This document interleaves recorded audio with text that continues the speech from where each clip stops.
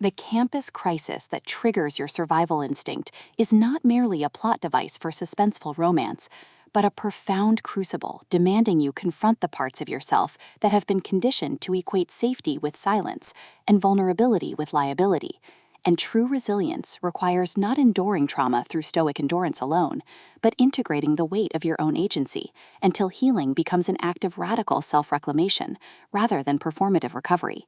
In Fight or Flight, Willow Dixon transforms the dark academia romance trope into precise exploration of institutional sovereignty and embodied accountability,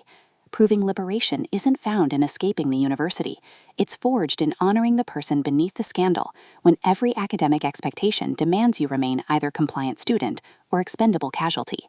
From lecture hall echo and rain-on-brick narration, listeners enter worlds where panic is syntax and presence is the only unbreakable vow,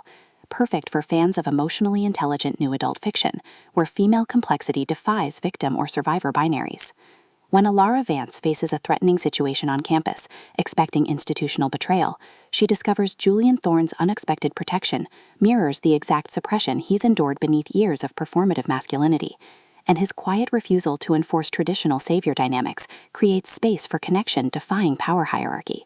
Navigating shared danger and varied attractions, Alara realizes this ordeal isn't about rescue, but recalibration, with Dixon avoiding reducing Alara to helpless target or Julian to domineering protector, instead crafting radical reciprocity within constraint, where trust is earned through honoring boundaries, even as fear blurs them.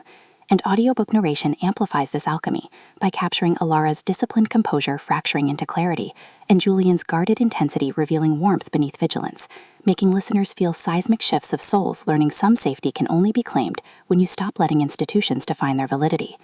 What elevates this beyond typical dark academia fare is portraying protective intimacy as somatic practice rather than sensationalized peril, with Alara confronting how university culture equated worth with compliance, while Julian creates sanctuary where her contradictions exist without diminishment, their relationship evolving through shared silences during safe moments, bypassing performance, rhythms protecting both psychological safety and emotional integrity, and mutual defense against administrators mistaking tenderness for weakness, supported by fellow students encoding suppressed trauma, elders carrying intergenerational weight, and the campus itself absorbing decades of unspoken bargains, reinforcing that in extraction-based systems, tenderness toward process is technique, and presence is sustainable resource, with safety protocols mirroring emotional attunement, and trusted spaces becoming metaphors for earned trust. For audiobook listeners, this production is immersive descent into sacred reclamation, with narrators embodying Alara and Julian with remarkable distinction, sound design anchoring existential stakes through distant footsteps, rain against dormitory dimtory when, and hushed breath sinking as moments of clarity, pacing mirroring revelatory cadence from deliberate reflection to surging awakenings,